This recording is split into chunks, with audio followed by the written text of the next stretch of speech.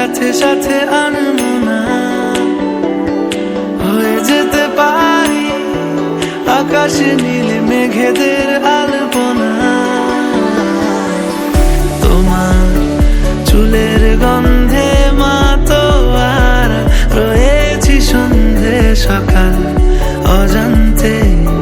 বলো তোমার ছাড়া কি হবে আর আমার? তোমার হাসির সঙ্গে ছলকে পড়া ইশারা মেলালো তাল অজান্তে। বলো তোমায় ছাড়া কি হবে আর আমার?